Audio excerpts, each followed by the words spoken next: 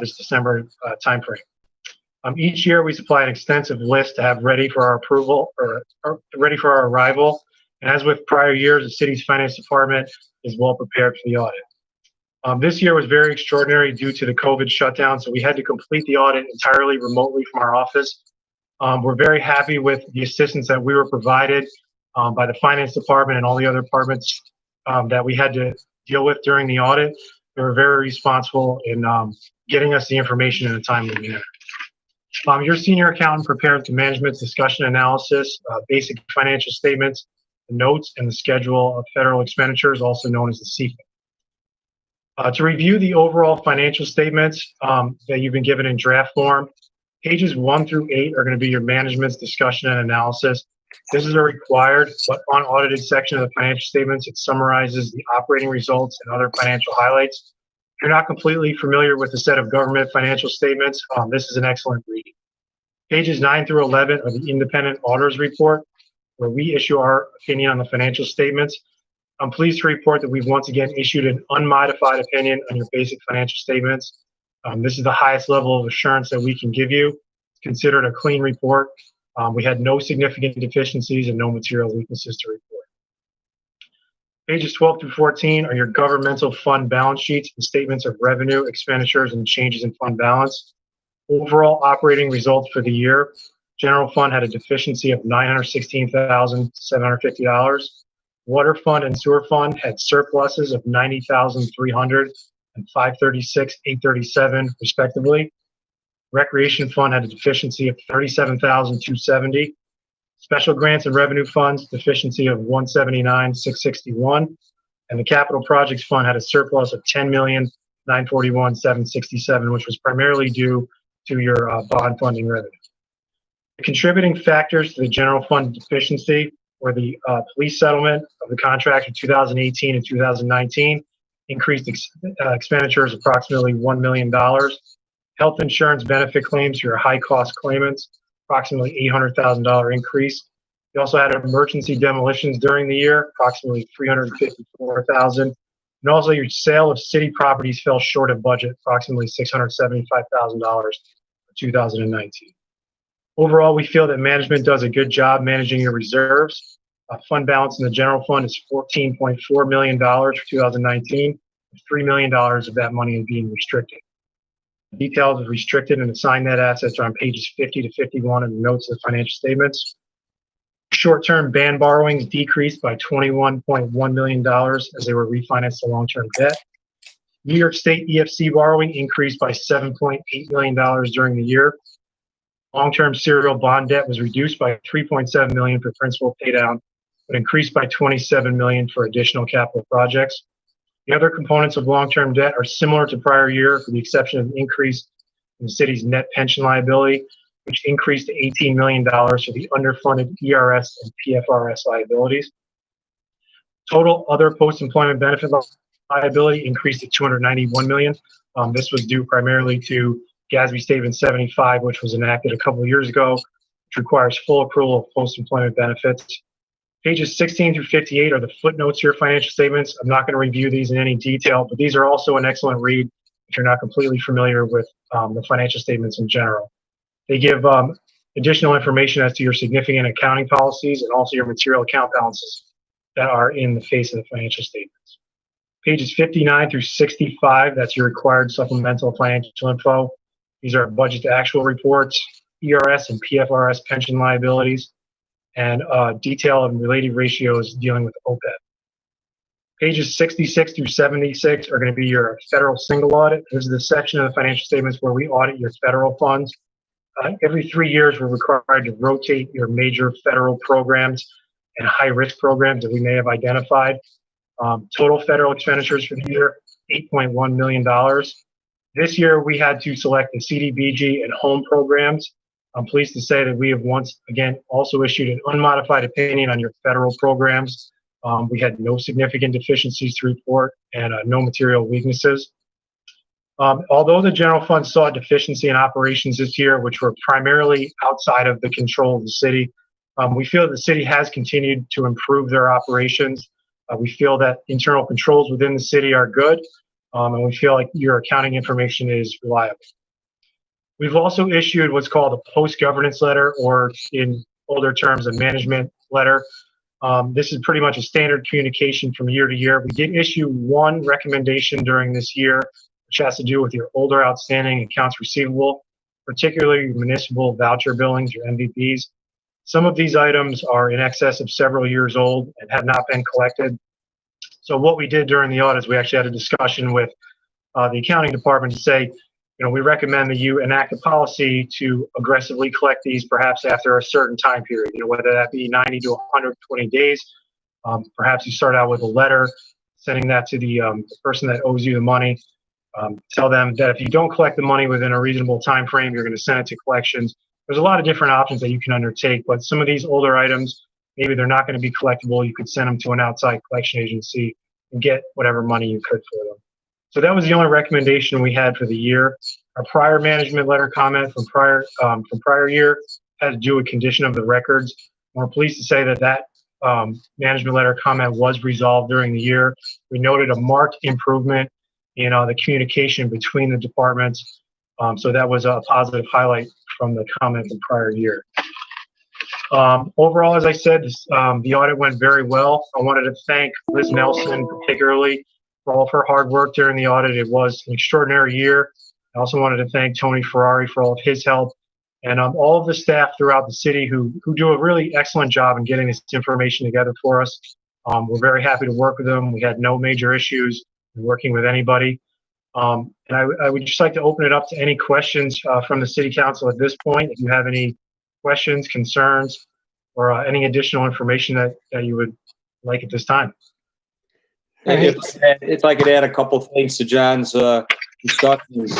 Well, we do send out at least a 7-page request listing, preliminary year-end items, and the accounting department does a fantastic job, segregating the item by our request number and providing us the information, and particularly this year, scanning a lot of those documents over to us. They're very well prepared, number one. And number two, most organizations involved in an audit are required or supposed to prepare their own financial statements, but rarely in practice does that happen. But in your city, the management discussion analysis, the main financial statements, the footnotes, the schedule of federal assistance, even an analysis of the GASB that are coming down the pike, like leases in 2022.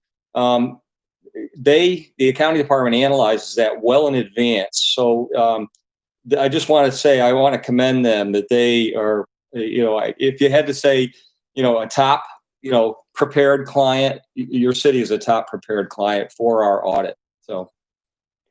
All right. So I'd like to thank Mr. Cusack and Mr. Tafalowski for that nice summary. I also like to thank our finance team and headed by Mr. Ferrari for their very hard work in difficult times, making sure that the auditors had what they needed and for the excellent report. So with that, I'll open it for, are there any questions? Yes, Mr. Palomini? Go ahead. I have a question regarding we had deficits in the general fund. The gentleman said that was reduced based on the police. One of the things was the police contract, which stood out for me because I thought that when we had talked about selling the police contract, that had already been set aside, and I don't understand why it created a deficit. I do have another question, so if you'd like me to ask them both, I will. And I also. So I'm sorry, Marion. I can answer the first one if you want. That was the retro pay for the the PBA settlement, or the PBA contract was not settled in a timely manner. So they had to go back and essentially provide retroactive pay to the police officers going back to 2018 and 2019, which became an accrued liability in the 2019 year. So it artificially increased the expenditures to a level that was much higher than normal had the contracts been settled in their respective years. So we had the entire additional 2018 balance in there, compounded for their 2% increases year over year. So it was kind of an anomaly from year to year that this happened all at once, and we had to record it in 2019. And the other issue there is that when you say you thought the city had that covered, they had set reserves aside for some of these costs, but when you actually expend the funds, they weren't budgeted. So the reserve was established and the reserve was used, but the expenditure was for 18 and 19, all recorded in 19. So that's the reason. So the money was set aside for it, but it wasn't in the budget line item, the retroactive piece. My other question was regarding the uncollected items. You said there are some significant ones. I'm not looking at the document right there. Are they listed out in your document, or can you give some ideas of which ones are the largest outstanding uncollected items? Yeah, sure. I mean, we didn't list all of those in the document specifically. I mean, if the finance department could certainly provide you a list of those. The largest ones were due to the J Street fire, the municipal voucher bills, some of the demo charges that were assessed on these properties, and they've just remained unpaid. So I know that the finance department is actively and aggressively seeking payment on these, but sometimes that's just not enough. People tend to ignore these letters that come into them. They don't pay them, but they can't always ignore a collection agency. If that's going to affect their overall credit or ability to get financing going forward, maybe that brings it up to the next level where, okay, now we got to start doing something, or maybe reach an agreement with the city. Maybe they could come to you and say, I can't pay this in full. Can we do some sort of an agreement? So you could receive some of the money and understand their situation, as it pertains to the incident that happened there. Some of the other ones, the larger ones, are the parking fines. Those tend to be 4 to 5 years outstanding. Those are numerous high volume, smaller bills that have been ignored by the people they were assessed against, and they remain unpaid. So there is some collection agencies that you could go to, which essentially give you pennies on the dollar, but it might be an idea to kind of clean those up. And I think from the finance side, it would be great to receive additional funds for these, but it would also be very helpful to the accounting department to clean these up and get them off the books, because there's a lot of them for small dollar amounts, and it would help them to really assess their receivables going forward, to have some sort of a plan in place. Are there any other questions? All right, I don't see any. So I ask for a motion to accept the audit. So moved. Second. So, all those in favor? Aye. Aye. Thank you. Appreciate it. The next item on the agenda is to authorize the Commissioner of Finance to deposit the Consolidated Local Street and Highway Improvement CHIPS with Chris Wallen. Sure. Hi, guys. So we got last week, we received our authorization in the mail from the DOT that we have CHIPS funding in place. This is a little later than usual due to the state's budget and I believe COVID requirements. The amounts are unchanged. However, they did put a asterisk and ask that we spend up to 80%, not the full, as the state may request 20% back due to the state's budget issues. So, we'll authorize, I'm looking to, it has 3 CHIPS, Extreme Winter Recovery, Paved New York, all 3 have different amounts. And then we would look to spend up to 80% of that value, which is right around $1.2 million. Are there any questions? Okay. Mr. Cosmetti, I have a question. Go ahead. Mr. Wallen, can you remind us what neighborhood you'll be working in this year? This year, I'm not 100% where we're going to go this year. This year is a little bit of going to be a little fluid, Ms. Procedural, just because of the lateness of the season. We're looking at right now possibly doing a late summer, fall one, similar to what we did last year. Because usually we have the contract out, awarded, and underway by mid-June. And right now we're just authorizing the funding. Also unique to this year is we typically have this funding and bond funding, and we do not have bond funding this year. We only have CHIPS funding as of now. So the program's a little bit smaller. So I don't know what I'm looking to do yet. I will let the council know when I have a plan and I speak with the mayor about it. I believe we'd be going into back to the north side, District 1 this year, but I think, we're getting complaints over streets. I think given the relatively smaller amount of money we had, we would just do an analysis and try to hit the areas that were the highest need. And then when things are a little bit more normal, get back into the program. Okay, so when you have the list, will you share it with us? Of course. Thank you. Any other questions? So I'd like a motion. So moved. Is there a second? All those in favor? Aye. Aye. All right. Next is the 2020-2024 HUD Consolidated Plan with Kristen Dio.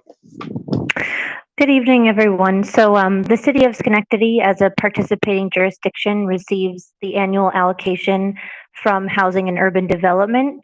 This is through the Community Development Block Program, the Home Investment Partnership Program, and the Emergency Solutions Grant Program. So the 2020 to 2024 5-year consolidated plan proposes a strategic investment approach focused on building capacity and using HUD funding to make a concentrated impact in key areas. So the City of Schenectady has utilized a process of combined outreach with key community stakeholders and public participation meetings to gather input for the development of this 5-year consolidated plan. And we ask for the council adoption of this plan as proposed. Are there any questions? Okay, don't hear any. Is there a motion? Well, I'm sorry, I couldn't get my microphone quick enough. I did have a question, Mr. Palomani. Go ahead. All right, so in terms of the CDBG, is this for the CDBG allocation, Kristen, that you had presented to us a few weeks ago? So I think we had the two items on the agenda separated out. So the first one was for the 5-year consolidated plan, which that information was provided. So that's what I was speaking to right now. And then next would be for the annual action plan. Okay, then my question's probably for that. Thank you. All right, is there a motion? So move. Mr. Mudavaran, second. Second. Mr. Wazunis, all those in favor? Aye. Next is the 2020 action plan. Correct. So this was the proposed budget that was provided upon the opening of the 30-day comment period from May 5th to June 5th. And we had a public hearing on the 27th. And again, this was also part of our outreach process over several months with community stakeholders to arrive at the proposed plan. Okay, so I will open it up to questions or comments. Mr. Palomini. Mr. Mudavaran. Yeah. So I had the opportunity to reach out to several council members to ask them their opinion of what they think we should do in terms of any changes. I did receive feedback from several council members with some changes, proposed changes, and I would like to go over that. And I will start by each of the categories as to what is being proposed at this point in time. Can I just give a reminder that we actually we're open to propose changes that have to do with comments that were submitted during the comment period, but if we are intending to modify the budget extensively, we're kind of past our public process for doing that. So we've already proposed a budget that the Let's let Mr. Mudavaran go through his presentation first. Thank you. I think what we have done in the past is that when this comes before the council will review, the council will make changes up to the point of when we are voting on it. So in terms of us making changes, I don't think that is incorrect. The council is entitled to make changes. Correct, but usually it's during the All right, we're not going to have a back and forth to move funds around. We are entitled to do that, and we are entitled to make recommendations based on this. What I have done this year is that I reached out to several council members to ask them for the proposed changes so that we have it ahead of time. And it was submitted to both your office and the mayor's office. We had discussion on this, and I intend to just present the proposed changes. So on the capital improvement, we're asking that for Friendship House, that be $25,000. On the next line, cap, we're asking that to be $25,000. Under the maker space, we're asking that to be $35,000. And we're asking to create 2 new categories, one for engineering to deal with sidewalk improvement and put $90,000 there. And we're asking to create a new category for OGS SNAP to help with senior citizen code violation improvement, and that is $53,000 there. So there are some movement there and some numbers here, and we'll keep the money into the same category as $228,000, but it's just movement. ESG, there is no proposed changes from the council.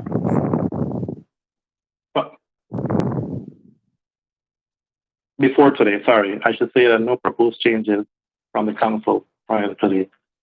Housing, there are some changes. We're asking for BCNI. Oh, sorry, we had proposed to cut that from the council member, but discussing it with the mayor, we put that $25,000 back.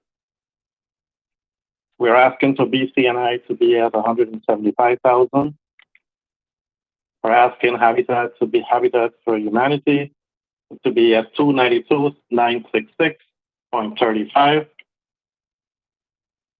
The second mortgage program, we're asking that to be remain in-house for another year. Speaking with some of the council members, including myself, we feel that they should stay in-house for another year. There are some serious issues going on with BCNI at this point in time that they need to address before we can give them more programs at this point in time.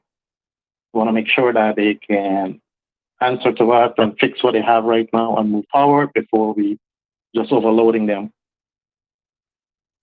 The sister house, $60,000, and we're asking to create a category here, OGS SNAP for senior citizen code violation improvement, $50,000. Yeah, that will still remain the $702,966 will remain the same. It's just about moving numbers around. That's not, I'm sorry, I need to interject because the funding that you're talking about is home funding. So it cannot be used for other purposes for OGS.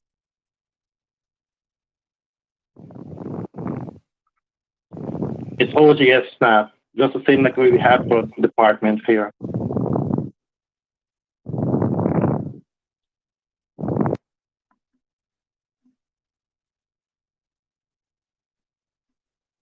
NRSA public service.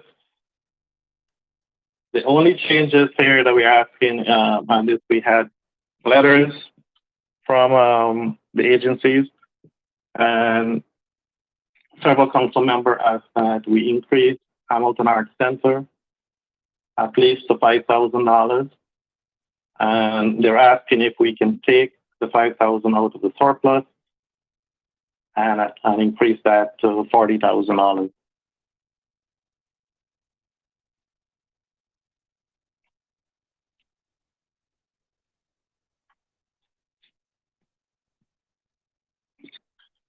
Public service, YMCA, $30,000. The Schenectady Senior Center, we're asking that to be fully funded at $44,328. BCNI, $35,000. Boys and Girls Club, $100,000. Schenectady Youth Boxing, $10,000. Working Group on Girls, 10,000. SCAP, Mount Pleasant Outreach, 15,000. And affirmative action, 30,000. We're asking to increase SCAP, a lunch program, lunch program to 15,000. And we're asking to fund Create Studio 5,000. Under new programs, Capital District, 6,000. Big Brother, Big Sister, we're asking that to be 0. Cocoa House, 10,000. There were a lot of issues asked by various council members regarding this agency. They are behind in taxes again. Last year, I know we did waive the interest and penalty and asked them to come whole. To date, they are still behind on taxes, so we need to reach out to them to kind of ask them to pay their taxes as they had promised last year. Urban Farm, we're asking that to 17,672.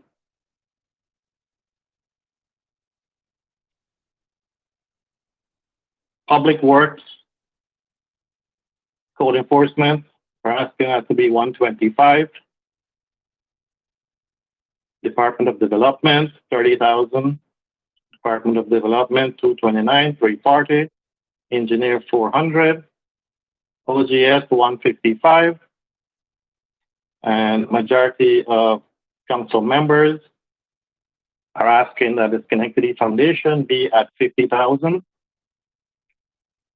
And the Section 108 loan, 56,000. Admin, there is no proposed changes from council member.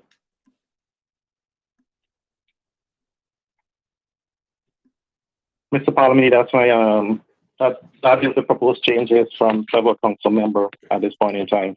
Okay, I suspect there's quite a few questions or suggestions from the council. Who wants to go first? Mr. Palomini? Go ahead. Did I miss the email that outlines all these changes so that we can review the changes in writing versus a list of, verbal suggestions?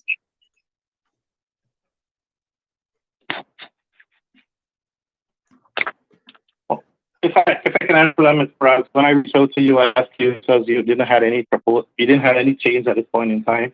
We didn't share this document. I was just collecting information from council member.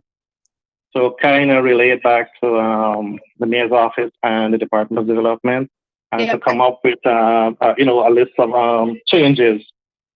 Right, but it's very difficult to understand what these changes look like without the document in front of us with the original amount and the proposed changed amount. So I will ask that is please distributed to the, once we make any other changes, that it is distributed to us in writing. Because it's very hard to follow all this, change after change, regardless of whether, especially since I said I was comfortable with it the way it was. So I would request that we receive those changes in writing or proposed changes. Not a problem. I can send that to you, either myself or Mr. Palomini. Are there any other questions or comments from the council? I need some clarification. Can you explain again regarding Cocoa House, Mr. Mutaveran? Mr. Koja, would you like to help us with that? I mean, you were following up. You had several emails back and forth on that issue, and I was just taking it from my end. Yeah, John.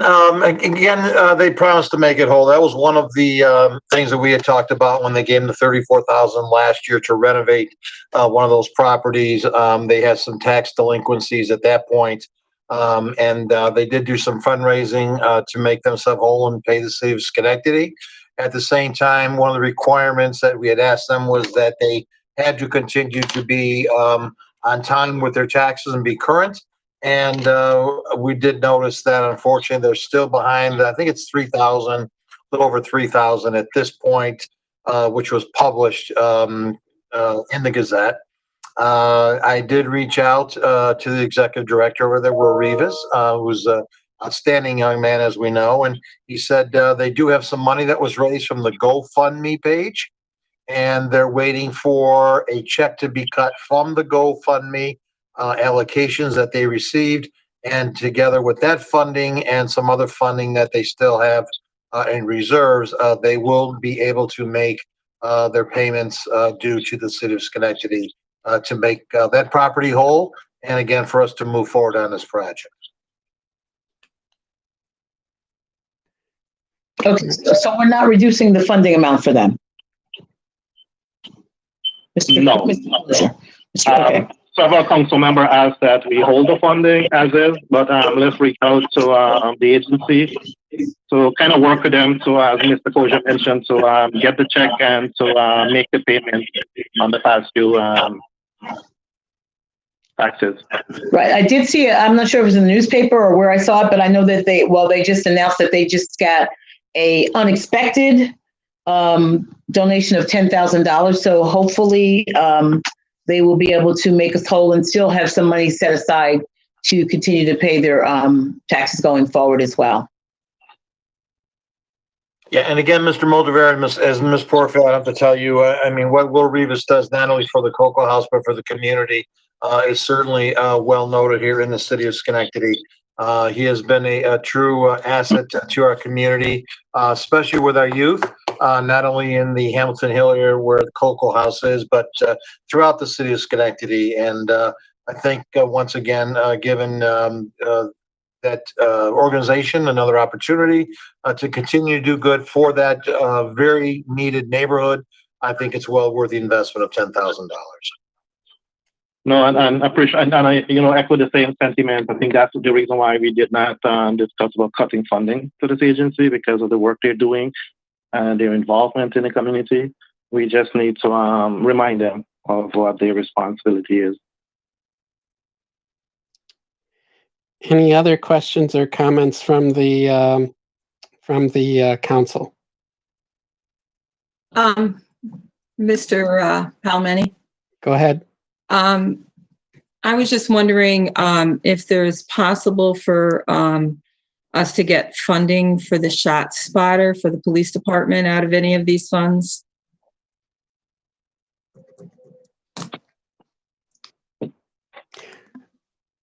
Maybe Ms. Diode or the mayor could answer that question.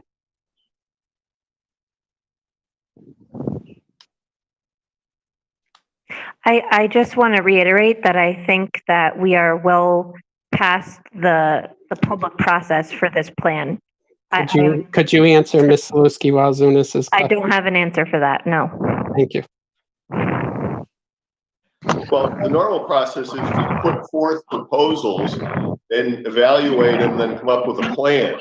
It's unfair to those people that have followed the process to all of a sudden say at the end, you're going to put a new plan in place, whether it's some of this housing assistance, which may have merit, or some of the other scenarios. We're looking to come up with other ways to fund the Smart City Initiative, of which the shot spotter would be part of the deployment. I think it'll come up in other discussions, which is in one zone, we're proposing it.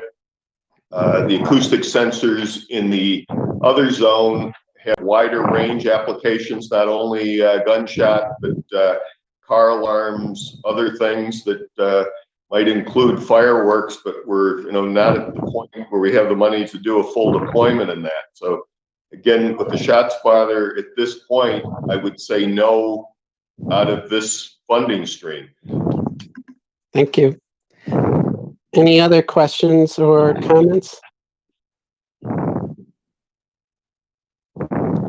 All right, so is there a consensus to do something?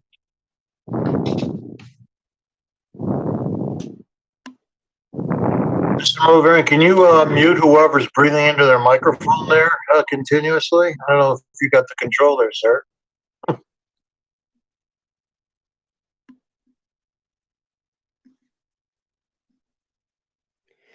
I'm disappointed, Mr. Kosher. I was waiting for a joke. We're live. We got 20 people on this line here. Sorry. Especially both. Sorry, I muted everyone. I got Pete and Nelson here, so I got to be good. All right. So I guess I'm not hearing anything from the council. So do we want to move forward with the proposed changes or what? I think the changes is kind of So, Can you repeat that? Because I think, at least on my end, it was broken up.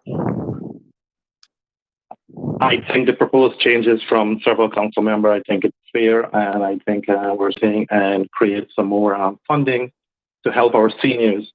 I think we have seen over the years that seniors, unfortunately, sometimes will get violation for minor stuff, and being on fixed income, they are unable to fix these stuff. So, I mean, it's very important that we put some money in there. We had talked about this several years ago, and I think this is a good opportunity for us to do it this year, to put some funding there to help seniors with any code violation.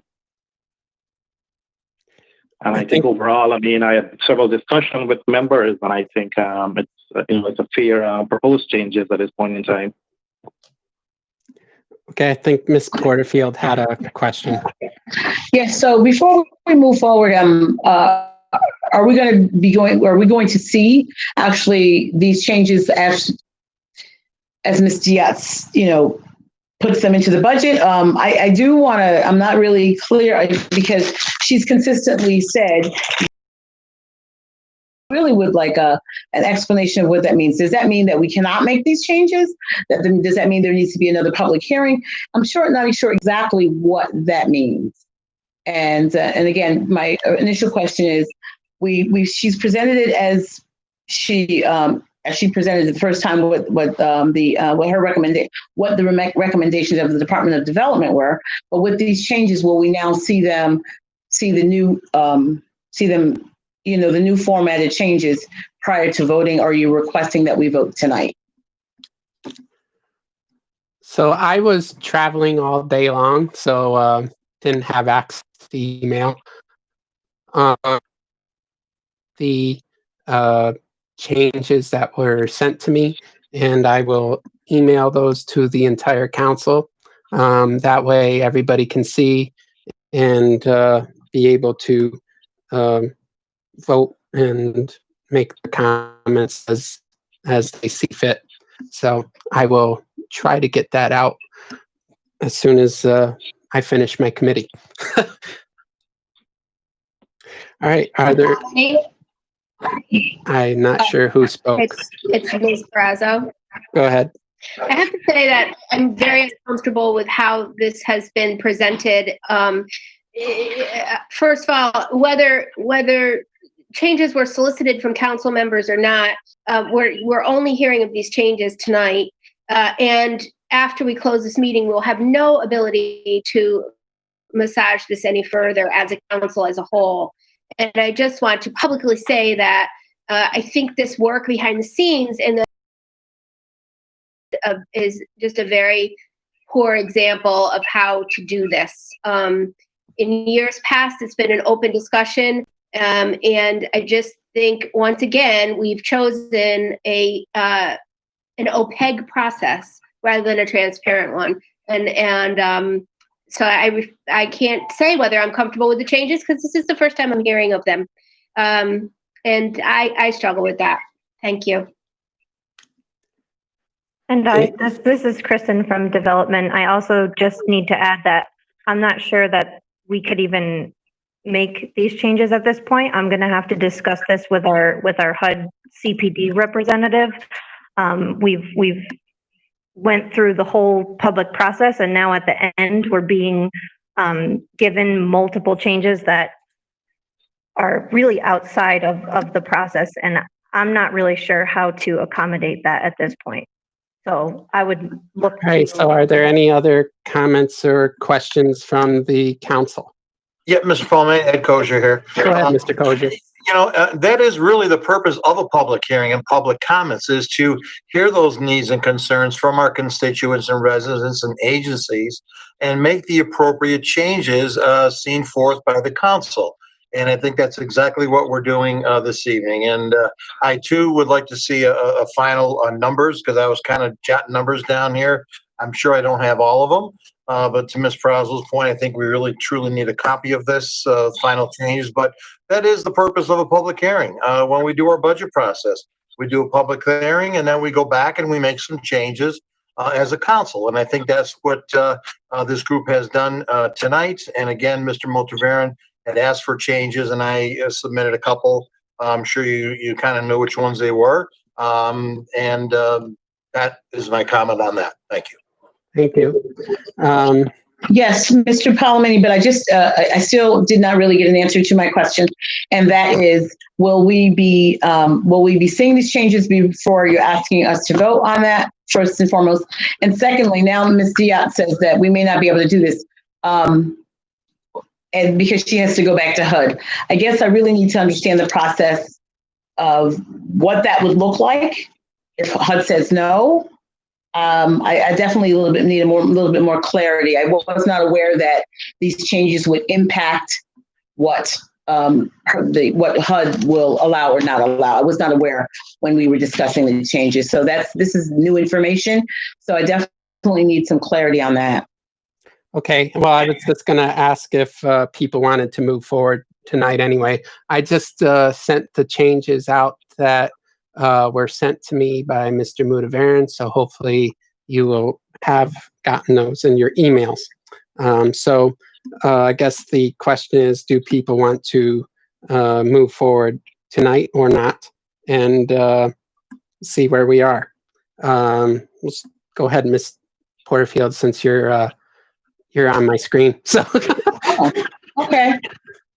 All right, so I really would like to hear what HUD has to say, because as I said, was not aware as we discussed the changes that this may impact how we look at it, or what HUD will or will not allow. So before I can say an absolute yes to that, I really would need to know that. And additionally, I would like to see the overall, because I knew about some of the changes, but there was some that I heard tonight that came as a surprise to me. I must admit. So I'd like to I will look at your document, but not right now since we're in our council meeting. But I will look at it after. So if we could just find out where HUD is with this, and to see the full document with the changes, and also when we would be asked to vote on this. Those are my three things. okay. Ms. Perazo, before I ask you to comment, I will just, it says your email is full, so it bounced back. No, I've since emptied it. I emptied it all out this morning, but I will go and look at it again. So, and are you asking us if we support voting on this tonight to pass it? Yep. Absolutely not. No, you can't back a whole list of changes that nobody knows about and then ask to vote on it in the same night. Capital N, capital O. Mr. Kosher. Yeah, John, I'm very much in support of this. Again, the public hearing process, I think, is what it is. The changes that you're making here are not to any new agencies, with believe the only exception is that Create Studios. If I'm wrong, correct me on that. But Create Studios had actually submitted an application and was just not funded. But the other dollars we're talking about here are within the city departments. And I believe because we're not giving it to another agency who did not apply for CBG funding. So we're simply reallocating some funding to different departments here with code and SNAP and engineering for programs where I quite honestly think we really truly need here in the city of Schenectady. And as I mentioned, Create, I believe, is the only new piece that we funded here that was not on the original list, but they did submit an application. So I will be supporting this on Monday night. Ms. Patrick. Yes, I mean, I actually am supportive of it as well. However, I do think that we all need to look at the list. So I don't, I think we need to do that before we vote. But it was my understanding, again, I'm new to this process, but it was my understanding that this is the way that it has been done in the past, that the Department of Development would present their recommendations to the council, and then the council would have that opportunity to review the proposal and discuss it. So I think Mr. Mudavaran asking us to do so, I guess I don't see the council as part of the public meetings that were held. I would think that the council would have the ability to be able to vote on this, so that therefore they'd have to wait until all the public comments were in and review those, which we did. That was my understanding. Okay. Ms. Yeah. Lucy Walzunas. So, yes, I'm in support of the changes, and we have done these changes in the past. So, like Mr. Kosher, the CREATE was one of the newer applicants. I think we need to give them a chance and, fully support, fully funding the senior center, doing some of these senior citizen code violation improvements with SNAP and code. I think will really help our seniors and help, quite frankly, the properties throughout the city, and it'll increase the values. So I'm very, very supportive of it. And, same with the Hamilton Hill Art Center and the few changes that we did make. So I am supporting. Mr. Mudavaran. Yes, as I've stated, I'm in support of these changes from, several of us. I think it's fair at this point in time to move forward with this. These are some changes that is very important and is going to remain within the city and provide services to people who really need these funding allocation. So I'm in support of moving forward with the proposed changes at this point in time. I just want to echo that we have done this in the past where this is presented to us as a council. We looked over the number, we suggest, and we make changes at our committee meeting before we vote on this at our council meetings. We should not be making changes. So we're entitled to make changes to these budgets or anything that is presented to us as a council. Yeah, I think there's we had an opportunity. Please. We had an opportunity to listen to the public, to read the public comments them. I had the opportunity to receive several phone calls. I forwarded emails to the council members and the comments period. When the comment period is closed, then the council look at all the comments that we have on hand, to look it over, to make sure that we're addressing the people's concern. And then we look at the allocation and we make some movement around. I think we are entitled to that. All right. And then I'll echo a lot of what's been said. I would ask that the motion be done on contingency that everybody gets a copy of the changes before soon, hopefully tonight. And I'll ask for a motion on that contingency because, as past action, we've always made changes as long as I've been on council. So is there a motion to approve Mr. Palomini, there was one point that I brought up several times, but are we going to wait for Ms. Diak to be in touch with HUD, and if that makes a difference? She's bringing the point forward. I think that we always talk about, we want to listen to our department heads. I think as a department head, she's saying that's the concern. I'm not sure why we're not at least having her make those phone calls and providing us information back to us. So, and also I saw that Mr. Colden's hand was up several times. So I'm not sure if he needed to say something about this, but I'm wondering why we're not at least letting her go back to HUD. And because we don't want to vote on something that somehow we submitted to HUD and they were like, you know what, you can't do it or whatever. So I really would like to find out what their feedback is on these changes. If she is bringing that forward as a concern, that we should pay attention to? We can certainly get that information. I'd like it in writing from HUD and sent to the entire council if there is some issue, but what we could do is approve it on contingency and then have it ready for Monday night. If there's issues, then we can pull that from the agenda, because I think your point is well taken. So, Yeah, Mr. Palmetti? Go ahead, Mr. Kosher. Yeah, just one other point with Sikkim here. Just to talk about that Sikkim lunch program, there is a bump of $10,000. I know they went from 5,000 to 10. It went to 15,000, Mr. Kosher. Oh, there you go. Can you hear me now? You stopped talking. I was going to say you went blank for a second. You did that. All right. So is there a motion on that contingency? Mr. Palomeni. Oh, go ahead. Thank you. Before we close this matter, I want to say that I think the fact that you've cut Ms. Diat off and spoken over her 3 times tonight is shameful.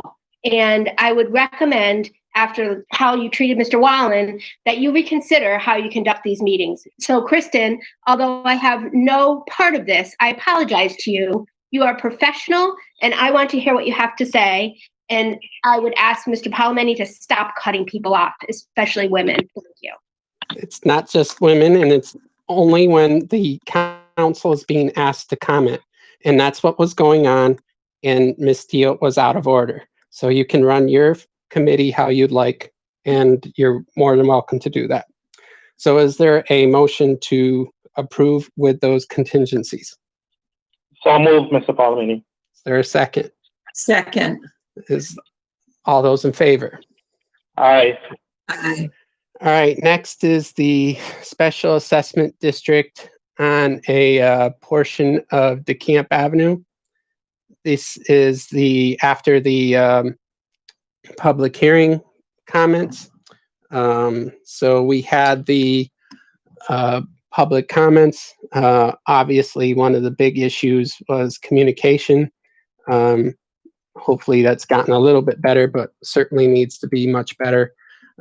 We know that the work is going on currently, and otherwise people were in favor of reducing the price from I believe it was $88 to I don't remember the exact number, but basically $54, $55 range. So are there any questions on that? All right, so I do have a question. We got several emails from people on DeCamp Avenue. So I was just wondering if, in fact, if they'd been responded to, because if they did, they didn't get, there was not, reply all. And I just want to make sure that any emails we got were, since you were really basically taking the lead on this, that any emails that we got from residents, that their concerns were addressed. I believe everybody has had their comments addressed. Hopefully nobody slipped the crack, but certainly that was the goal. All right, is there a motion to approve? So moved. Okay, and a second. All in favor? Aye. Aye. All right, next is the interest rate for Sidewalk Special Assessment District. It's come to the attention that by city code, which unfortunately I wasn't able to find, and I know several others weren't able to find, but that the interest rate was to be 4%. The idea behind the special assessment that the interest rate be basically right around what the city was charged in their bonding, or bands, I should say. Mr. Ferrari gave us some information that the bond offering in 2019, the interest rate was 3%. So, Mr. Ferrari, this was a ban or a bond? That was our bond offering, 3%. You got to remember, that is the long-term goal. The bands only last 1 year. Right. So then it will not go up from this 3%, correct? Yes. All right. Yes. So then I'm asking for a motion I'll let everybody have a chance to comment, to make the interest rate for the special sidewalk districts, special assessment districts for Ardsley and DeCamp at 3%. Don't hear anything, so is there a motion? Well, no, Mr. Palmini, I'm sorry. Oh, go ahead, Mr. Kosher. So again, we're talking about, transparent, making sure there will be a mailing to each resident on that street, both Ardsley and DeCamp, expressing the 3% interest. And I think really explaining the payment process too, John, that folks can pay the entire, $2,200 up front if they would, or if they're able to. And of course, then with the 3%, show them what that quarterly or whatever the payments would be for each individual resident at that 3% rate, if possible. Can you do that for us? Yep, that's already been done for DeCamp, but we didn't put the interest payments in because it changes over time. But we will certainly make efforts to re-emphasize all that in the next letter with the interest rate, so that it's reinforced. All right, is there a motion? So moved. Palmini? I think Mr. Wallen is on. Go ahead. I just wanted to ask, just a point of clarification, but so everybody's on the same page with this. Mr. Ferrari, since we bonded actually $1 million, we are not bonding each project specifically. The sidewalk was a $1 million bond. Moving forward, we still have a balance in the fund. The interest rate will be the same for any future projects? Correct. Right, until that $1 million is used. Yeah, I just wanted to make sure that everybody was aware of that. All right, there was a motion by Ms. Saluski-Wazunis, Second. by Mr. Move Aaron. All those in favor? Aye. Can I have a motion to adjourn? So moved. Second, Second. all those in favor? Aye. Aye. Aye. Thank you. I would like to call to order public safety. And the first item is discussion, Black Lives Matter. Ms. Porterfield.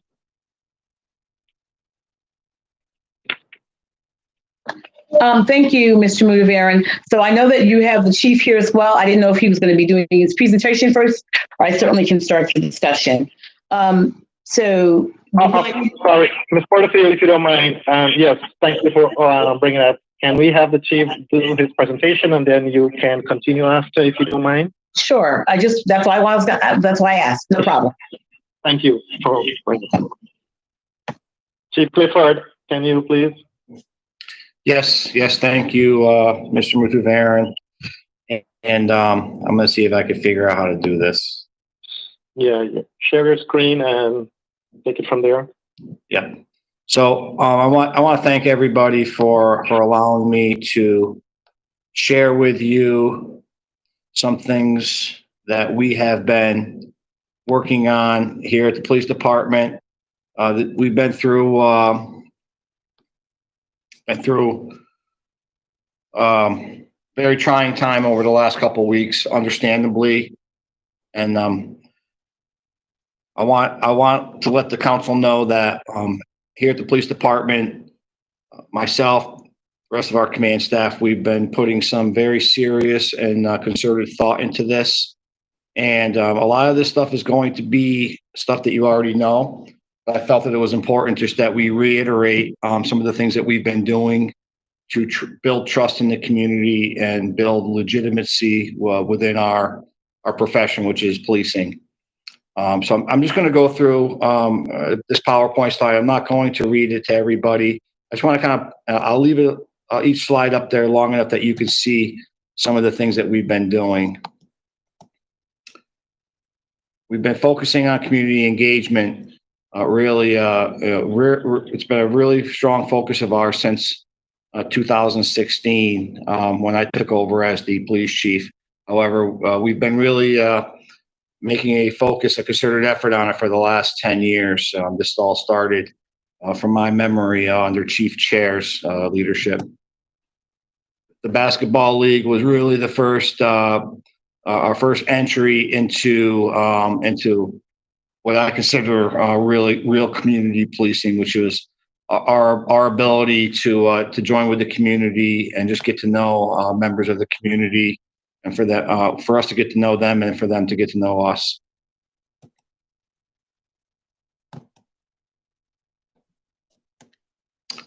We've been doing a reading program at the school district for a while now. We do it. We partner with the U.S. Attorney's Office, and then we also have a relationship within the school district that we go to various schools from the elementary level all the way up to the high school. At the high school level, we've read books about police brutality with the students, and we've answered questions with the high school students. Sometimes very difficult questions. Since the COVID-19 outbreak, we've been doing it live on Facebook. We participate every summer in a meals program through Sickham's Meals Program. Officers go down there, and we have 1 week that we serve the meals. We've been out connecting with local colleges, SUNY Schenectady. We're there probably the most, but we also go down to Union College and participate, as well as SUNY Albany, where we speak to future police officers, students, tell them about our profession, and we take it as an opportunity to recruit.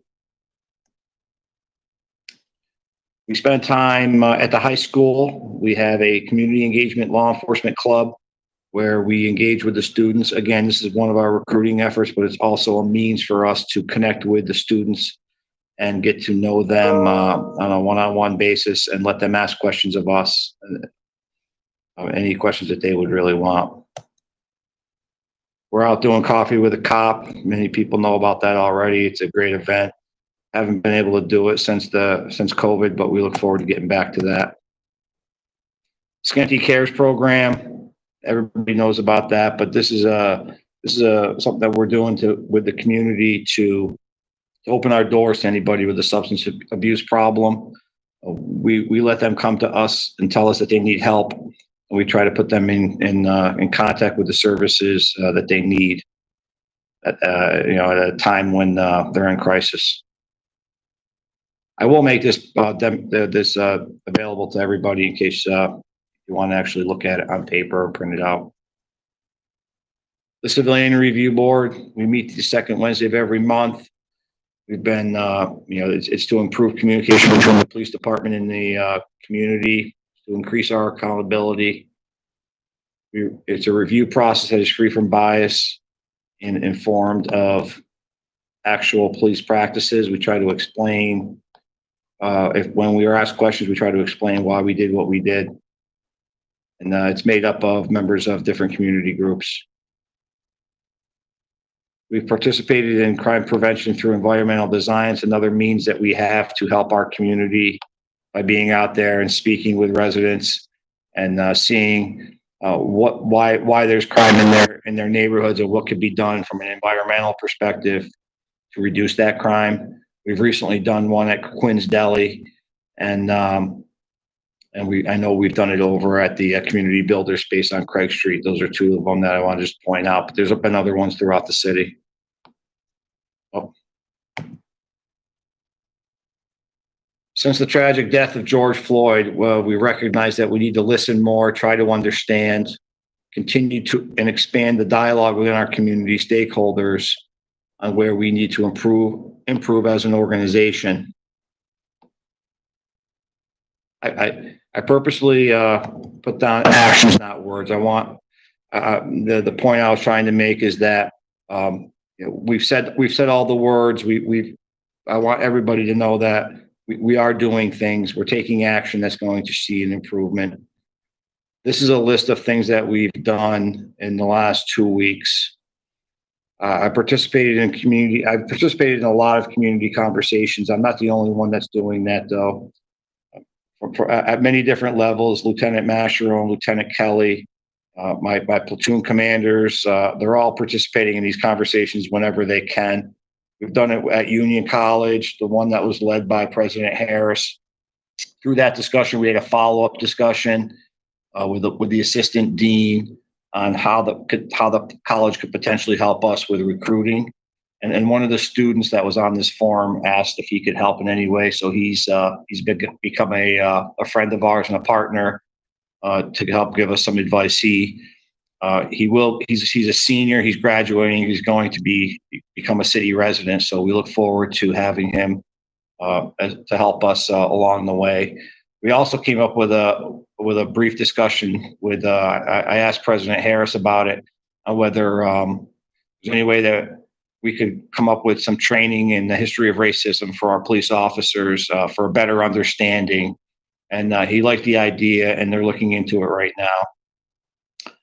We've had many open conversations with middle school students, the leaders at the Community Builders Organization.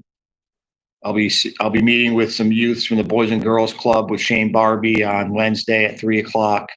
We're working with Ron Butler for a community conversation at their Tabernacle Baptist Church.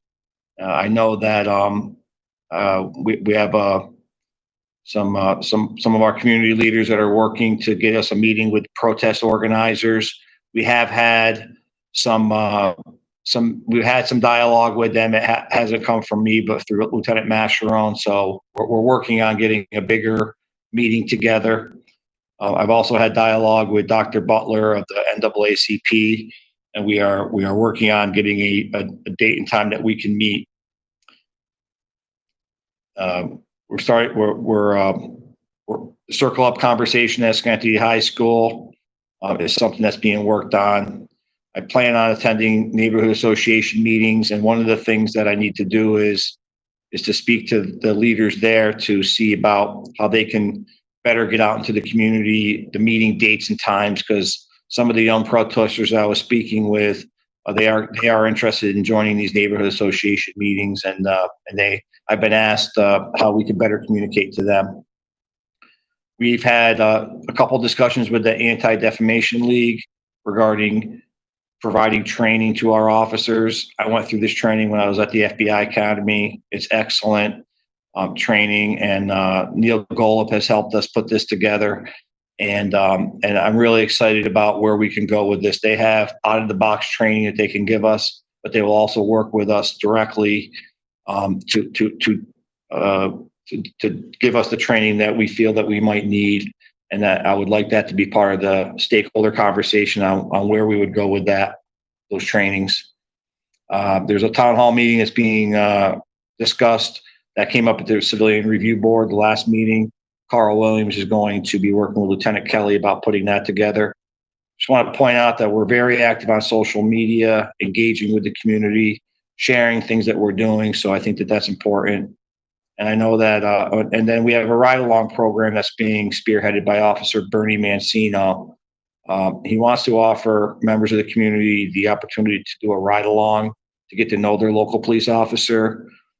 So if it's your neighborhood police officer, and you want to get to know them better, he's offering to come do a ride-along for a couple hours, and you get a couple hours of the police officer's attention to ask questions and get to know them better. So I thought that was he came to me with that idea, and I thought it was excellent. We've also been working with the John Finn Institute for Public Safety for years now. Chief Chairs is the one that established this partnership. We share our data with them, and we're committed to sharing our data for their research projects. A couple that we've worked on them is the Procedural Justice and Police Legitimacy Project. And then we're currently working with them on a Victims of Violence project. The Victims of Violence project is where they are doing taking surveys from victims of violence to ask the victims how their interaction was with the police was, and if their interaction was in a certain manner that would either make them more willing to cooperate with police or less willing. And then we will be getting the results on that. The importance of procedural justice, I can't stress enough that the 4 principles that guide us every day are the voice, neutrality, respect, and trustworthiness. And I want to say that it's very important to point out that there's only 7 master instructors in the state of New York. 2 of them work here at the police department, Lieutenant Kelly and Lieutenant Antonovich. So we're very fortunate to have 2 out of 7 master instructors in the entire state of New York teaching procedural justice. And they don't just teach it, we talk about it on a daily basis internally here. Lieutenant Kelly through the lens of our Office of Professional Standards, and Lieutenant Antonovich on the 3rd platoon, which is our busiest platoon, and he also oversees our Special Operations Squad. I titled this one because I want to be very transparent in the acknowledgement that we know in our community, many neighborhoods feel that they're over-policed. We recognize that the DX model that we use, which we use data to drive us to certain neighborhoods because they become hotspots due to traffic accidents and crime.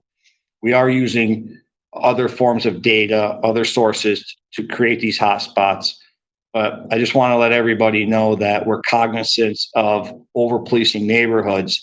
And many times when we send police officers out there, we're doing it in a manner, and we will be discussing this more to reinforce it more.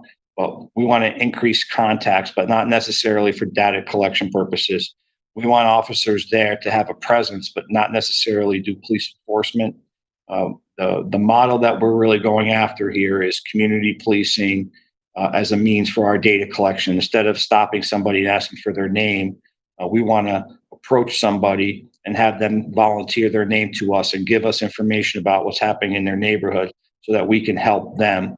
So it's one of the things that we've gotten through feedback, through speaking, is that members of our community are very concerned that if they're just walking down the street and the police roll up on them and jump out, figuratively, they get out of their cars and come up and then they start asking them questions. They feel like they're being interrogated, and that's not what we're going for. So we're having these conversations to make sure that police officers are engaging with the community in a friendly manner. And we want to build trust within the community where neighborhoods, residents of neighborhoods will bring information to us about what's causing problems in their communities, in their neighborhoods. We're committed to rethinking community engagement, and that's part of the stakeholder discussion that I'd like to have is what would the community like to see from their police officers?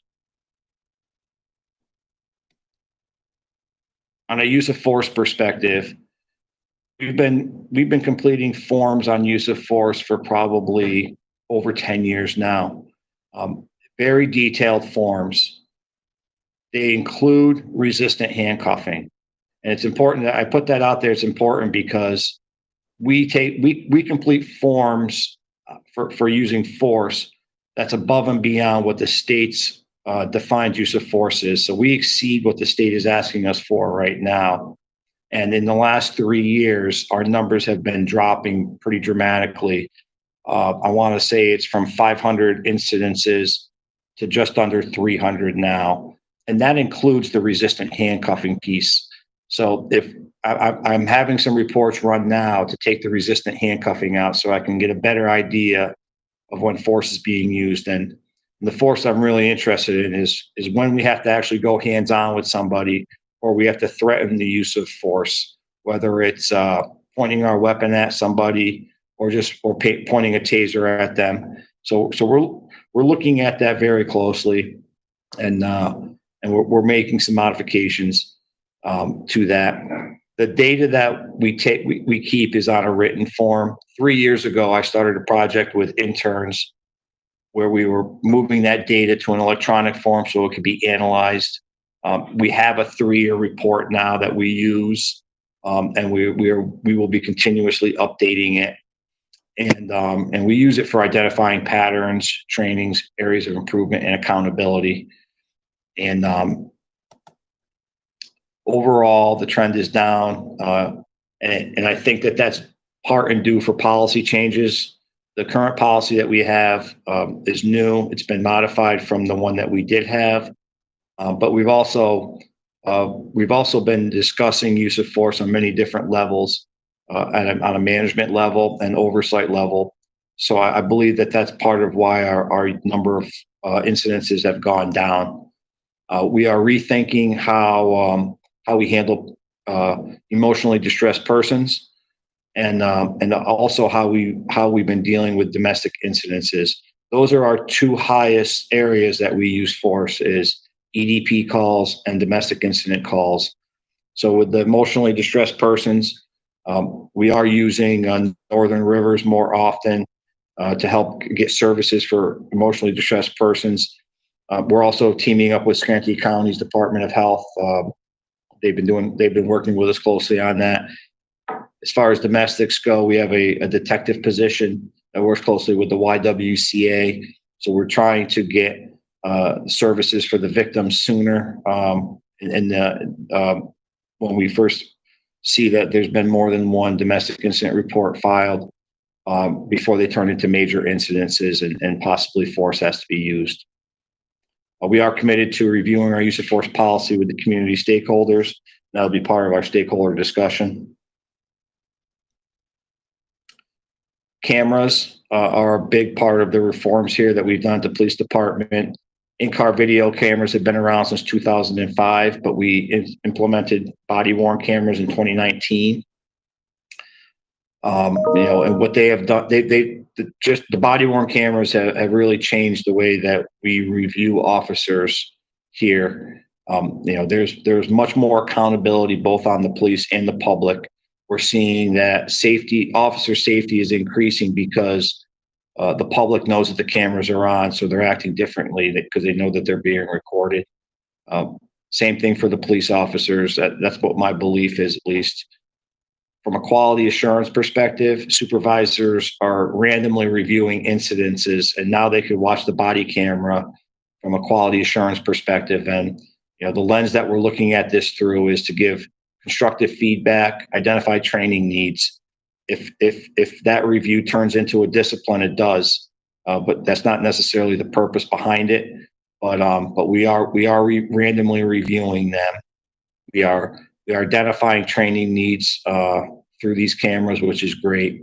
I just want to point out that there's a business purpose to these cameras too. They're aiding with our investigations. Our detectives and our analysts review them quite often to identify valuable evidence of crime. So there's a dual purpose of these body-worn cameras. That's good. So that's what we have been doing. That the mayor asked me to talk about what we had been doing and what's next. I see that we have to have a stakeholder community conversation that we will need to discuss, put together the open forum for that. We are going to definitely be reviewing the use of force policy with our stakeholder group and any other policy that the community may want to review. And then we have to come up with a comprehensive plan. I have to come up with it and review it with the mayor and then present it to the council. And that's in accordance with Governor Cuomo's executive order. So that is my presentation. And I don't even know how to get back to watching everybody, but I will open it up to any questions if anybody has any. Thank you, Chief. Any questions from my colleagues? Mr. Boudevere, I have questions. Go ahead. Okay, so you covered a lot of material, and thank you for that. I appreciate that, and I know that you have been doing some things. And let me just say that I appreciate your public position in the murder of George Floyd, and how you interacted with the protesters. Although I feel they had a right to protest, but I just want to appreciate your professionalism with that. And, I know that people have different views of it, but I just want you to appreciate that. But I also want to appreciate the protesters because there was a conversation that took place as opposed to more of a confrontation, which could have happened as well. So I appreciate that. In terms of the interaction with the police, there is one thing that always occurs to me, and we're not going to solve everything today, but one thing that just always stands out is often when I hear police interacting with someone that they've pulled over or whatever, there's a lot of cursing that goes on. I just have to say that for a minute.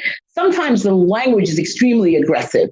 So I don't know if that's going to be part of the changes or the reform that you would make, but I just want to bring that as a point. And I think that, aggressive language creates more aggressive language. So That was one thing. Additionally, you talked about that you engage the youth. And so, as you may imagine, the community has been having some conversation about, that particular thing. And one of the suggestions is that it happened at a younger age, maybe in 5th or 6th grade, because maybe by the time they get to high school, they've already made a decision of what they're going to do or not going to do. And maybe at a younger age would be a better opportunity for them to decide maybe law enforcement is actually a career for them, or at the very least, they have a positive interaction with the police. And so you talked about the community, the Civilian Police Review Board. I know that one of the things we're supposed to do is join NACOL, and that hasn't happened yet. And I'm highly recommending that we do that. There's a conference coming up pretty soon that I think would be beneficial for the members. I know they're doing good work, but I think they could use some more support by being part of that organization. And also, I would hope that we would look at what the bylaws are currently for the Civilian Police Review Board. And let's see. Oh, I do have a question for you before my last comment. What is resistant handcuffing?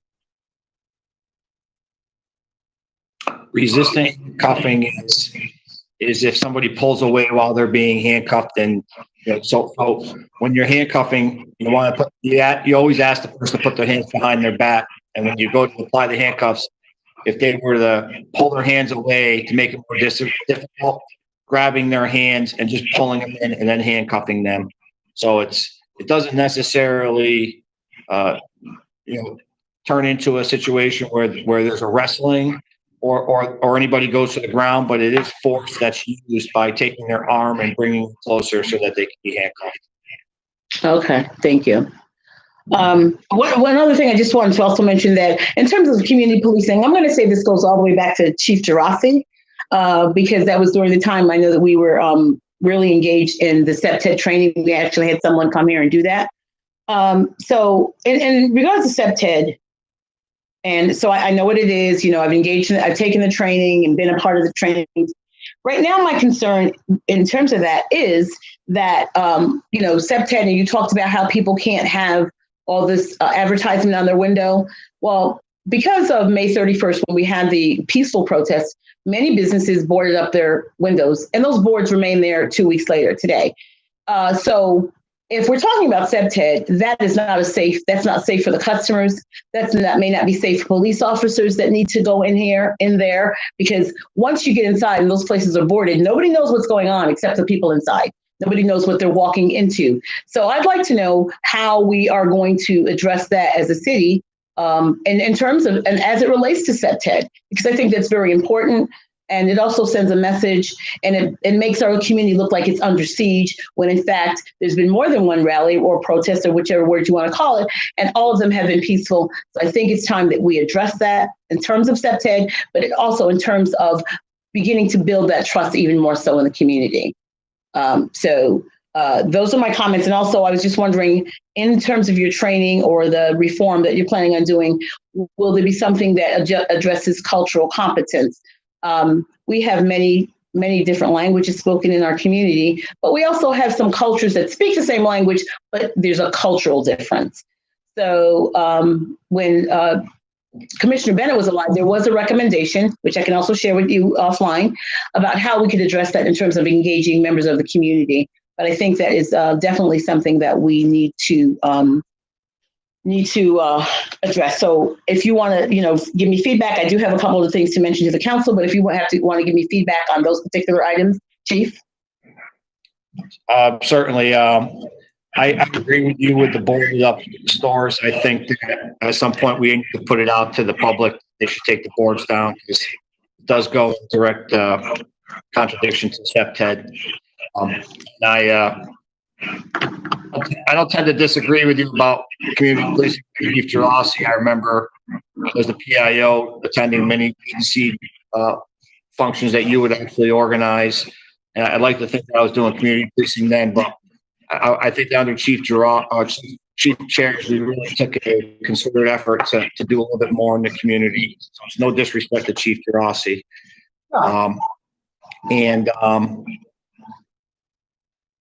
Yeah, I forgot that last one I was gonna comment on. was the last point that you made. Of the cultural competence? Oh, yes. Thank you. I did have that down. I spoke to Council President Lucier about exactly that. So that it was written down on our list of for training needs. Yeah. Mm-hmm. Thank you. Okay. I thank you. So, Mr. Mugaber, as I had called and I talked to several other council members as well. Right now, well, we all know where we are, where we in terms of the Black Lives Matter movement, and in terms of what has happened all over the country, and I'm getting a lot of feedback from people in the community that basically kind of feel that we are not being very public in terms of beyond the chief, in terms of what our position is. And so I would like to recommend things that have been recommended to me and I fully support. And first and foremost is that we fly a banner on City Hall that says Black Lives Matter. And I know that I have already gotten pushback about that all lives matter. Well, we're clear about that all lives matter. But the difference is that you don't have to, your life does not become in danger. There are other ethnicities whose lives just don't become in danger just because the fact of the group that they belong to. And so Black Lives Matter is not a statement that other lives don't matter, but it's just obviously something that needs to be said based on what has happened and what continues to happen in this country. If you notice that my camera went off for a while, that's because someone in my household came to the door to say, oh my gosh, they've killed someone else. So, there's that kind of trauma going on day after day. So I would like for the city to make a public declaration that they support the Black Lives Matter movement by having a banner from City Hall. And then the second thing, I believe the mayor also received an email on this, is that the Art Center, actually, the one Rachel Kahn from the Art Center was approached by many community members that they wanted to do something similar to what's been done in Washington, D.C., where it's painted down the middle of the street. In this case, the request is right in front of Proctor's. And so those are two requests I'd like to the city and the city council and the mayor to support. And lastly, the chief did mention this about the governor and what he said, by April 2020, we have to have a written police reform. And I'm glad to hear, Chief, that that you're going to be involving the public. And, I think there's a number of community groups that need to be involved in that. I know that you're going to take a lot of information and they have to come up with a document. But I believe it's something we need to start sooner rather than later. Chief, you've already been involved in a lot of conversations over the last couple of years. I can think one specifically over at the church over on the north side with Reverend Sanders, where we've had these kind of similar conversations. And so now we should continue to have conversations, but we really have to come out of this with something concrete. And in terms of the policing side of it, that's we really do. And I know that we have some other work to do in other parts of government, but in the policing side of it. So again, to reiterate, my asks are that we have a Black Lives Matter banner flown at City Hall, and also that we, in response to the community request, have Black Lives Matter painted on the sidewalk, the streets in front of Proctor's. So let me see. Can I just address that, Marion? Sure. We're looking at that. They were suggesting using the stencil that was used in Albany, and to see whether that would fit in front of the area outside of Proctor's. That street curves a little bit where it's really designed for a straight area. So we're looking at that maybe on Broadway, or maybe actually painting that on the section of J Street right in front of City Hall. So there's a couple of those areas that are being reviewed to, one of the conditions, does the banner or the stencil used in Albany fit, or do we have to modify it a little bit and make Schenectady's declaration a little bit different? So hopefully we're going to have that in place the next couple of days to be able to actually implement it. Okay, I didn't hear your remark about the banner. I'm sorry, you were breaking up a little bit. I didn't address the banner issue, but one of the sites looking at is painting the stencil on J Street right in front of City Hall. That might forego the need of having a banner in terms of significant statement, but more than willing to look at that. And also, there's other areas of public display within Central Park, within the community. And so that we get that message out that we're hearing the voices of the protesters, that we're moving ahead in a constructive manner that makes Schenectady a leader in this whole transformation. Well, I just have to say, we've missed being a leader, Mayor. I just have to say that because other communities have moved ahead. And in terms of doing it throughout the community, really what I'm hearing is, and I don't know if other council members are hearing this as well, is we really need to hear it. It's wonderful to do things in the community, but we really need to hear it, that our seat of government says this is important to us and displays that. So I just want to reiterate that without just going on and on about it. I do want to do that to make sure, because people feel like we just have not, and I have to say, yes, I've made statements, but I'm not the leader of the city, so I can only make statements personally, maybe on behalf of myself as a council member and as a member of the community. Thank you.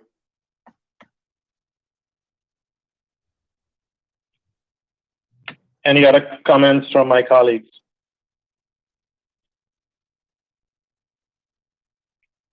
Thank you.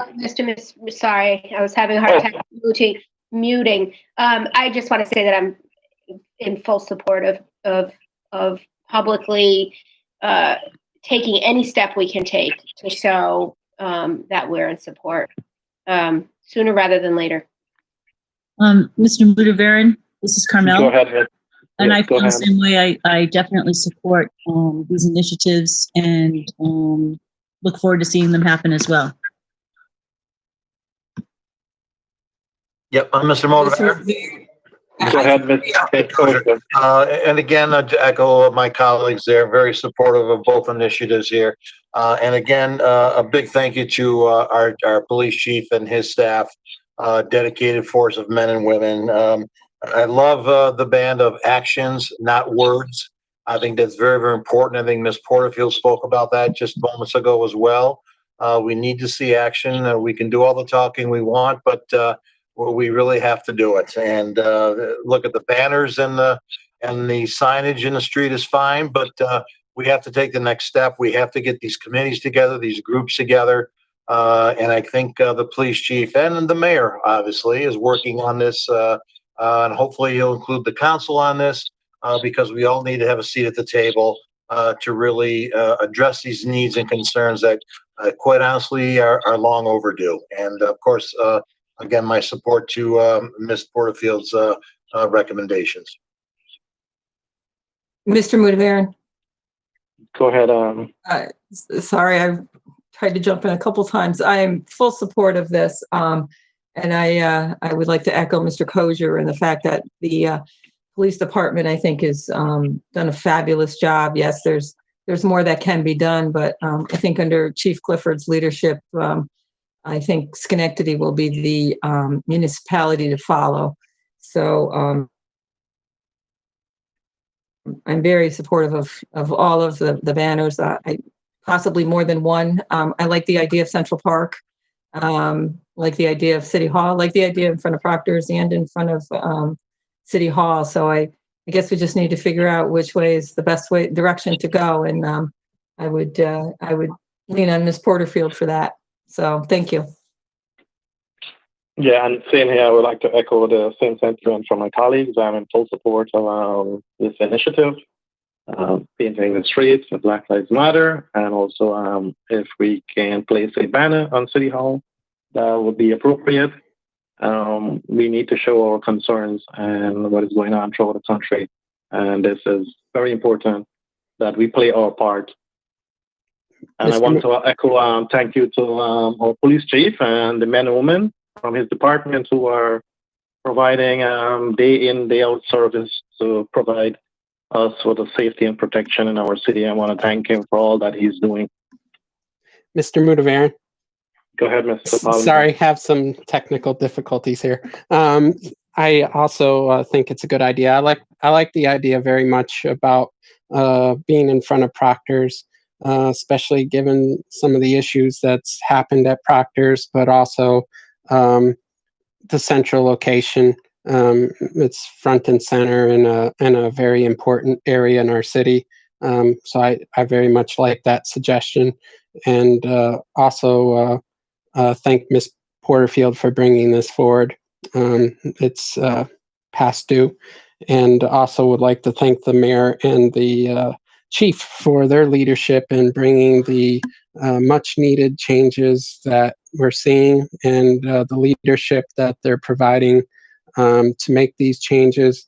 In particular, Chief Clifford being on the forefront of very progressive policing and keeping everybody safe. At the same time, it's not an easy task by any stretch. So thank you very much.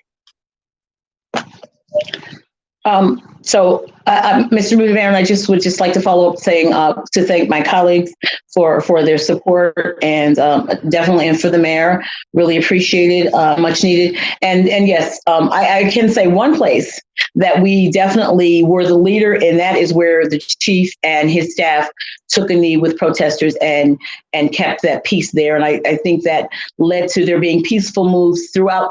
Initially, before that happened, there were things that were less peaceful, let me say, in other communities.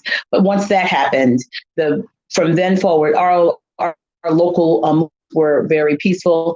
As Mr. Moody said, we heard about it from Florida, that they had seen Schenectady, and also I'd seen it in other communities across the United States. So I have to say to Chief, for that particular, engaging the protesters in that way, and hearing what they had to say, and feeling the pain, the anger, the grief they were going through, and helping to channel that energy to say, we're going to make a difference, Chief, did make a difference. So I appreciate that, and thank you for that. Mr. Moody-Baron? Go ahead. I have to second that as well. I was very impressed with Chief Clifford and the officers in terms of the way that they were able to communicate that day with the protesters. I also want to say that it was really great to see so many young people at the forefront of the protest, and encouraging people to, they were encouraging people to make sure that they were loud, but not, in any way being violent or unsafe. So, I thought everything kind of went well on that particular day. I have not participated in the other protests, more from scheduling point of view, but I was pleased to see so many young people at the rally on May, I think it was May 30th or May 31st. So thank you, Chief. Thank your officers. Yeah. Any other comment from my colleague? Chief, we would like to ask you to stay on for the firework discussion, if you don't mind, please. I don't. Is it possible I can make a comment just on everybody? Go ahead. Go ahead, please.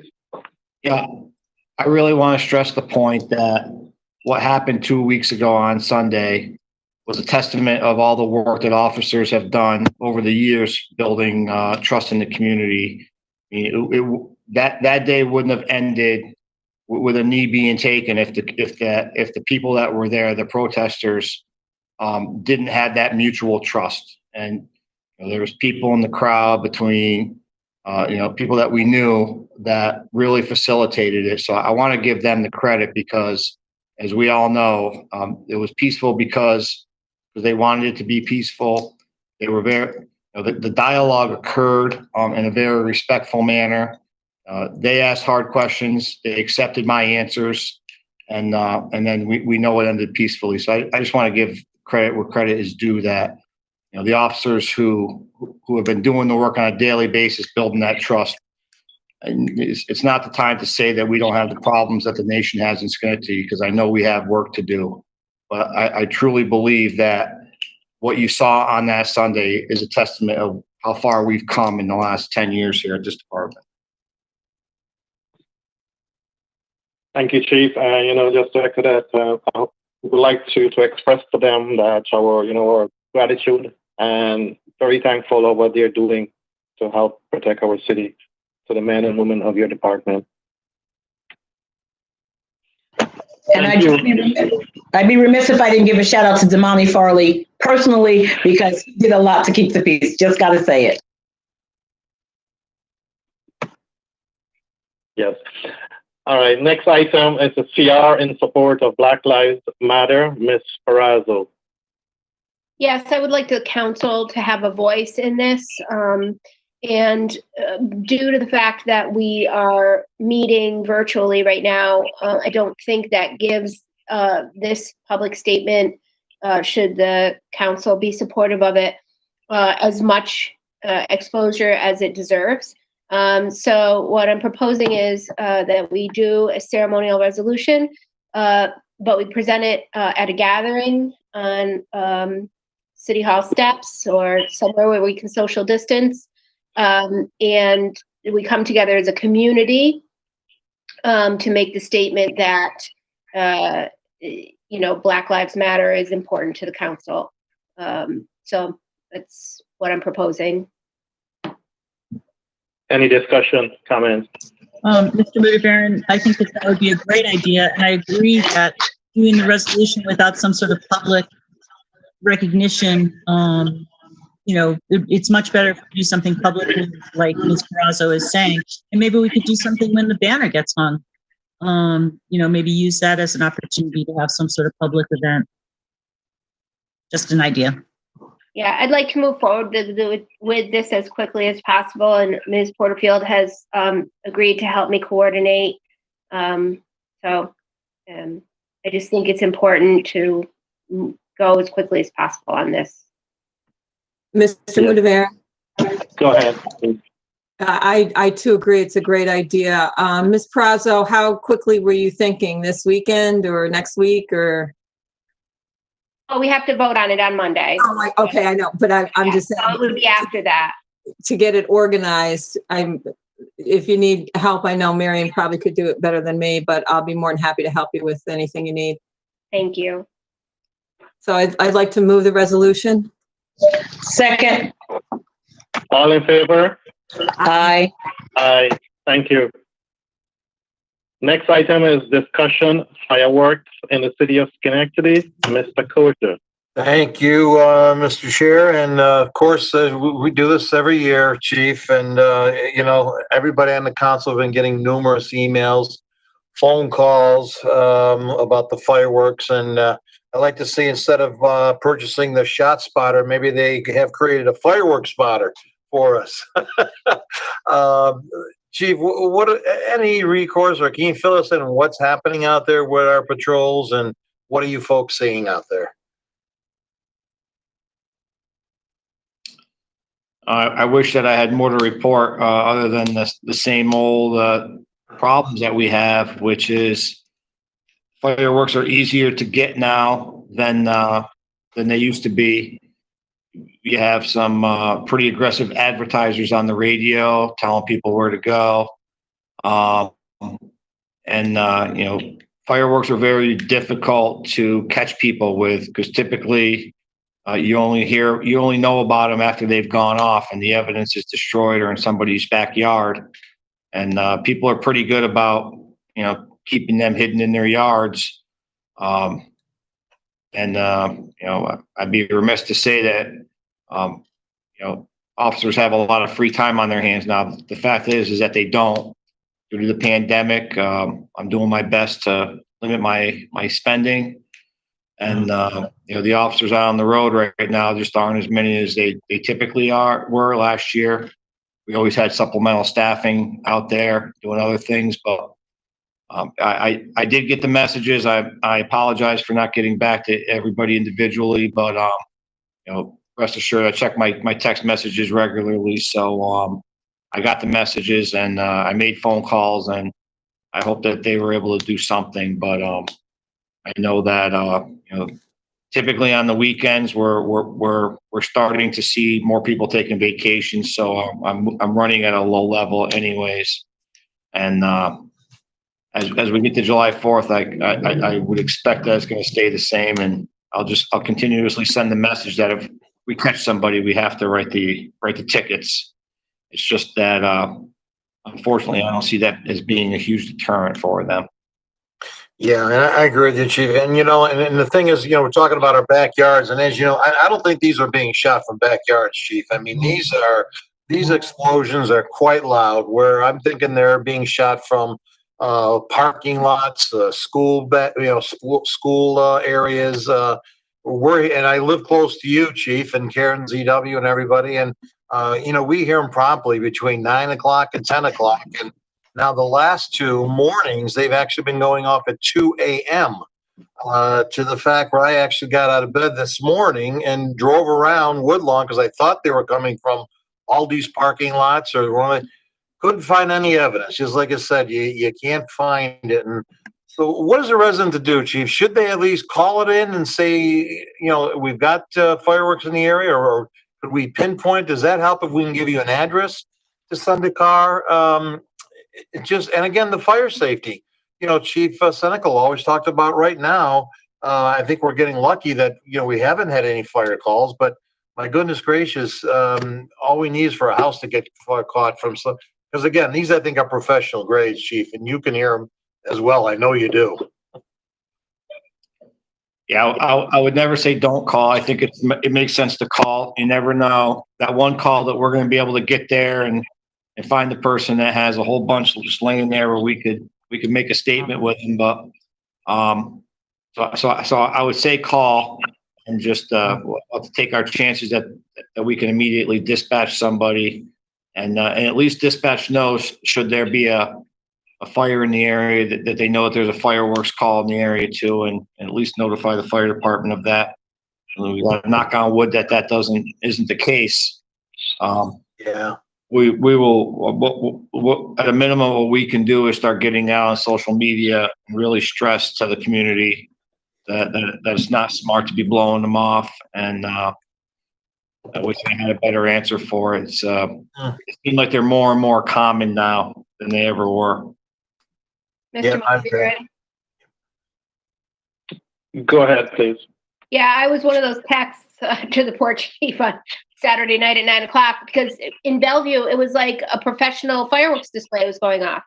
It was insane. And just, I just don't, it's so frustrating because it really is a quality of life issue for, our veterans, for our people with children, people with pets, people who have had violence in their life in the past.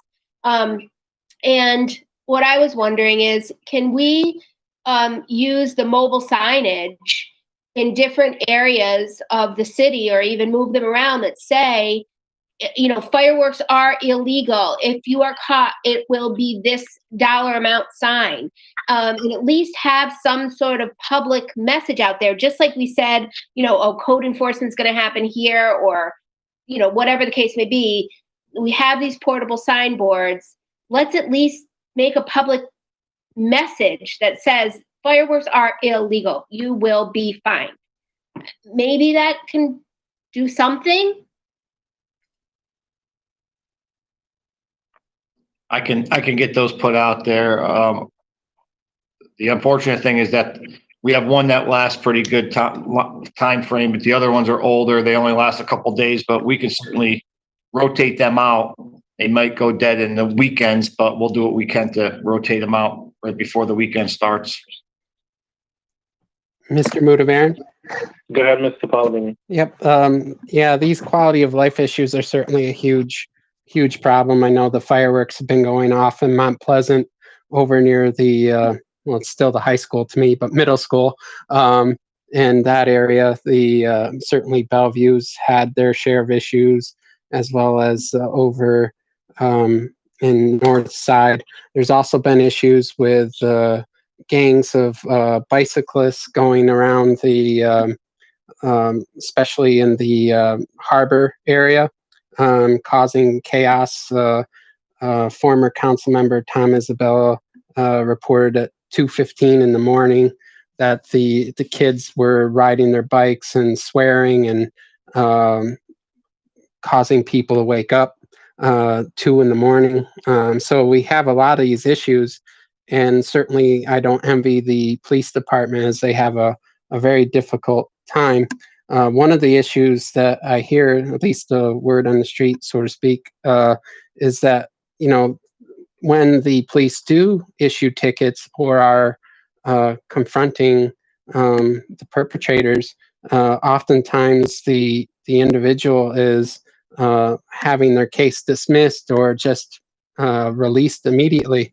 And, I don't know if that's true or just rumor, but if that is the case, I'd like to ask Mr. Colden if he would think about and hopefully pursue appealing those cases, because the noise issues with music are a huge problem. The fireworks, the bicyclists causing chaos, big issues all around all our neighborhoods. So, certainly we need some assistance from our judges to treat these appropriately. So if that is the case, maybe Mr. Colden could appeal those decisions. And Mr. Mudavan, I'd like to ask a question. Chief, has there been any fires that have occurred as a result of the fireworks? I saw something on Facebook which kind of intimated that, but didn't come right out and say it. So have we had any specific fires on buildings as a result of the fireworks? I know they're scary. Somebody, that's what I always hear. It scares me. It scares my family. It scares my elderly, mom, dad, my pets. But has there actually been any real fire that's happened as a result? Not that I'm aware of. I think Chief Senecal might be the better person to answer this, but nothing that I'm aware of. No. Certainly it could, though.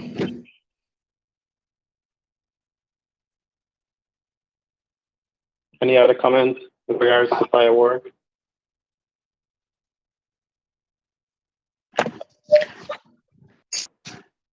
All right, thank you. Mr. Kosher, you had asked for an item to be discussed on the public safety. Oh, yeah, it wasn't, yes. Mr. Mayor, I believe you're still there. I'm sure you are. Any news on the pool openings, Gary, what we're looking to do, or any ideas or what you're thinking right now regarding our pools here in the city? Again, at this point, we're not looking at opening the pools, even though we're still monitoring it. Question of getting lifeguards, and then the guidance has been, up until just the last few days, very intermittent or non-existent in terms of what the appropriate safeguards are for public swimming pools. Mr. Mudavan? Go ahead. Mr. Mayor, what about the new splash pads that we have in some of the parks? That I'm looking to try and open those probably after the 4th of July. I think it's July 6th. Again, but we're looking for what guidance might come out from the State Health Department or the Center for Disease Control. That'd be great. Thank you. And Mr. Mudavan, I do have one follow-up question about the parks. So, Mr. Mayor, will we be opening the parks? The playgrounds, I should be specific. The parks are open, the playgrounds. The parks, as you say, have never been closed. We're still monitoring that in terms of the potential transmission of the virus. So we're asking people to use caution. We've roped some off. Again, some people have been compliant with that. Some people have chosen not to do it. And I still don't have a level of comfort where we could just open them completely.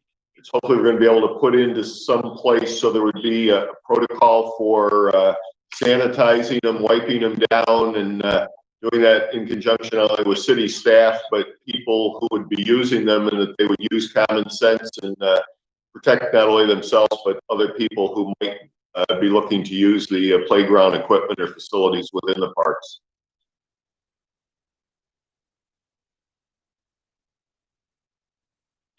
Thank you. May I have a motion? Motion to adjourn. Second. All in favor? Aye. Thank you. Thank you. Public service and utilities, the item of the small wireless facilities, we are pulling that this evening. We're going to bring him back in a couple of weeks. There's still some questions and some concerns that we're going to try to address. And before we call up for the public hearing, we really want to make sure we get this code here tight. And so we're going to just pull this from this evening. So I'm going to move on. We don't need a motion to adjourn because we're never in session. So we're going to do the administrative efficiency. Call that to order. We have our first item, discussion, amending the Chapter 6 of the Code of the City of Schenectady regarding affirmative action. And Mr. Motivmarin and Mr. Gardner, please. Yes, Mr. Chair. This item, we're going to ask for it to be hold for another 2 weeks. We didn't get an opportunity to complete the review and to get the revised version out to the council. So we'll hold it for another 2 weeks and hopefully get that sorted out next round. Very good. So we'll move that. And second item here, discussion departmental communication to the public. Mr. Palmetti, please. Thank you. I'm not sure it's necessarily departmental, but just city hall communication to the public. Certainly there's been, we've all received emails and calls from people in the stockade, as well as various other streets in the city where work is being done, as well as people who've called in to various departments and not have received a phone call back. Certainly these are very difficult times given the virus situation, but hopefully people can get an answer when they leave a message and get a phone call back. I know there's been several phone calls to the development office where people haven't gotten a phone call back, but also perhaps we could just get a schedule, or I know it's very contingent on weather and it's not always the easiest thing, but get something out on the city website as well as the city Facebook page. And, you know, if we let people know that the information is going to be there, they'll know to look there, just to give them a heads up that, hey, your street is going to be paved. You need to have your cars moved. If we could give them a couple days notice. Again, I know it's contingent on weather a lot of times, but people are looking for this information. I think it's useful, and hopefully that's something that we can get accomplished. Very good. Any other comments regarding that question? No? All right. Any other business to come before a committee? Hearing none, need a motion to adjourn. Second. Mr. Palmetti, all in favor, say aye. Thank you. We are adjourned. Thank you and good evening. Thank you. I'd like to open up city development and planning. And Mr. Colden, I believe everything on here needs to be an executive session. Am I correct? Yes, it does. Because I think it's all sales. So I'll entertain a motion. To go into executive session. Second. Okay, all those in favor? Aye. Aye. So we will log off here and join the executive session with the invite. Okay. Yes, separate invite, right? Yes. Okay. Should be in your calendar. Okay. Thank you.